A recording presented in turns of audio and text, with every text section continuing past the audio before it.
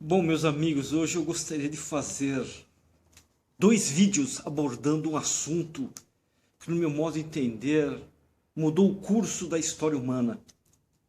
Foi uma época em que a história humana viveu dias tenebrosos, com o aparecimento de várias pestes, três tipos de pestes.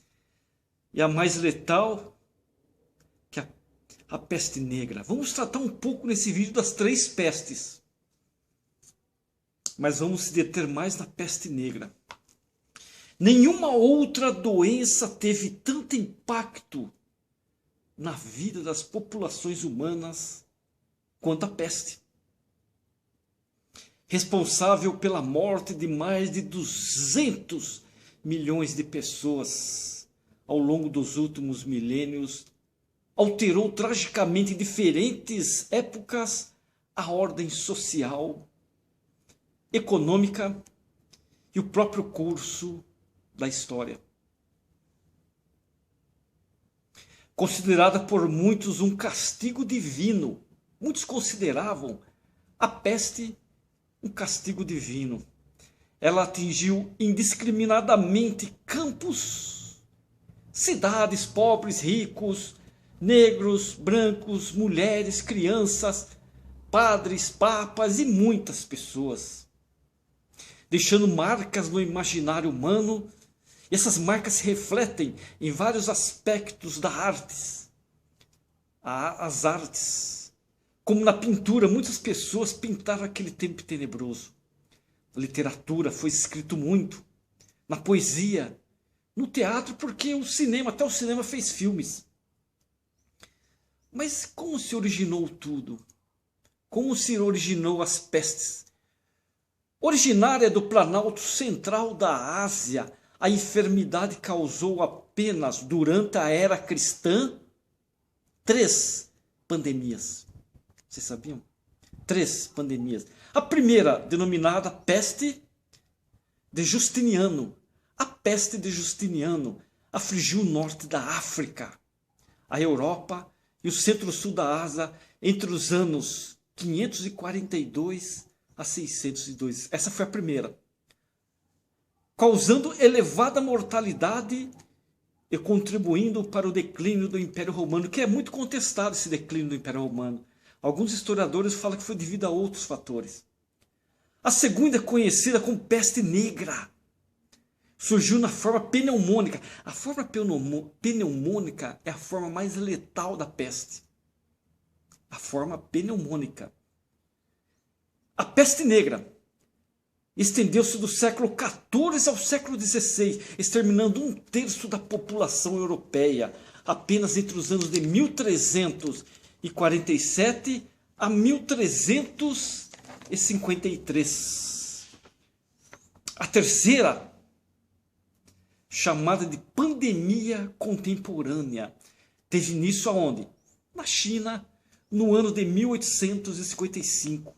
E pode ser considerada a única de fato pandêmica, graças ao desenvolvimento do transporte marítimo, com a substituição de embarcações à vela pelos navios a vapor. Esses navios a vapor que foram os problemas. Em menos de 50 anos a epidemia se espalhou.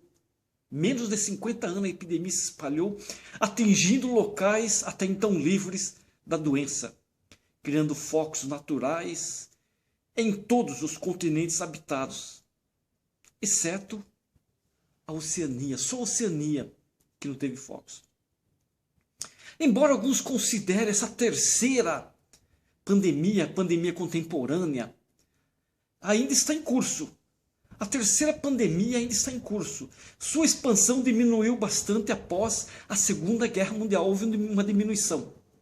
Quando os antigos navios infestados de roedores e pulgas, aqueles antigos navios que eram usados na guerra, infestados de roedores e pulgas, foram afundados e substituídos por modelos mais novos, em geral à prova de ratos.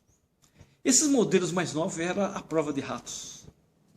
A adoção de medidas eficazes de saúde pública, graças aos conhecimentos científicos adquiridos sobre a bactéria, seus hospedeiros e vetores, o desenvolvimento de medicamentos antimicrobianos, o uso de inseticidas e o controle mais eficiente das populações de roedores, isto é, os ratos, possibilitaram que o número de vítimas dessa pandemia fosse significativamente menor que das epidemias anteriores. Foi durante a terceira pandemia, a pandemia contemporânea, como eu citei, que em junho de 1894, o pesquisador suíço naturalizado francês, ele era suíço, mas era naturalizado francês, Alexandre Yersin, de 1863 a 1943, isolou pela primeira vez a bactéria causadora da peste em cadáveres em ratos comuns, ou ratos. O micro-organismo recebeu o nome Yersinia pestis, em homenagem a esse grande suíço-francês Alexandre Yersin. Então a bactéria recebeu o nome de Yersinia pestis, em sua homenagem. Essa bactéria, como que é a forma dessa bactéria? Ela tem a forma de um bacilo. Assim, um tipo de um bacilo. Curto e ovoide. Um bacilo curto e ovoide. A peste, em essência, uma doença de roedores, é transmitida principalmente por meio da picada de pulgas infectadas com a bactéria. Das quase 2.000 espécies de roedores identificados, cerca de 230 dos gêneros Ratus, Serradomes, entre parênteses, Orizomes, outra espécie Galea, outra Trichomes, Ogorizomes, Colomes e outras. Abrigam, essas espécies que eu citei, abrigam naturalmente a Yersinia pestis, que já foi encontrada em mais de 200 das mais de 3.000 espécies de pulgas. Que assombroso, hein? Nos focos ainda existentes no Nordeste brasileiro, porque ainda existem alguns focos no Nordeste brasileiro, destaca-se um roedor nativo, um ratinho nativo, o pichuna, o ratinho do cerrado, o Necromis lasiurus, Necromis lasiurus. Por viver esse ratinho pichuna, ele vive perto de habitações humanas e apresenta grande densidade populacional, ele prolifera muito. E suscetibilidade à doença, ele é muito suscetível à doença. Entre as pulgas, as espécies Xenopsila cheopes, a Xenopsila cheopes, a Polygenes balsi jordani e a Polygenes tripus, que parasitam ratos. Elas parasitam os ratos, são as principais transmissoras da doença. Cães, gatos, coelhos, caprinos e camelos também podem ser hospedeiros da Yersinia pestis. Apesar da sobrevivência da bactéria em populações animais de muitos locais do mundo, a ocorrência hoje de casos humanos é considerada acidental e deve-se principalmente à atividade como agricultura ou lazer, isso é, acampar, caçar, pescar e outras, que levam as pessoas a ecossistemas rurais e campestres, onde nesses locais vivem roedores que podem estar infectados. Outra possibilidade é a introdução de roedores e pulgas infectados em ambientes habitados por humanos. Clinicamente, a peste humana apresenta 3 formas principais.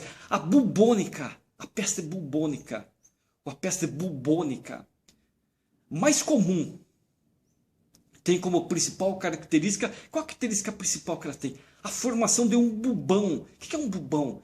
Perto ali esse bubão é um inchaço no nódulo linfático. Esse é o bubão. Um inchaço no nódulo linfático, próximo ao local da picada da pulga. Já a peste septicêmica, que é a mais rara, a peste septicêmica é a mais rara. É caracterizada pela presença da bactéria no sangue e por manchas na pele e hemorragias nas extremidades dos membros. Às vezes é preciso até amputar essas extremidades devido quando se sara da peste.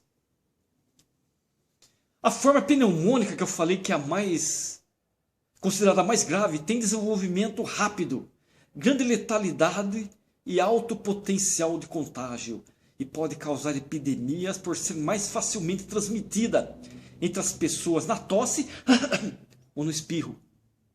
Se a pessoa tossir perto e o espirrar estiver, ela pode transmitir mais facilmente. Em qualquer dessas três formas que eu citei, a doença é fatal sem pronto tratamento. No segundo vídeo eu quero dar continuação a esse assunto apaixonante e interessante sobre as pestes. Preste atenção, que é um serviço de utilidade pública. Preste atenção. Nós vivemos tempos perigosos.